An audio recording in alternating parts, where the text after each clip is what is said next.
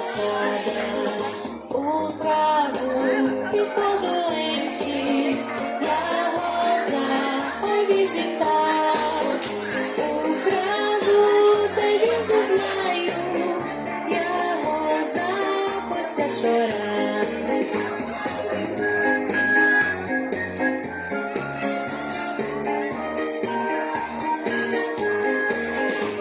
O cravo brigou com a rosa debaixo de uma sacada.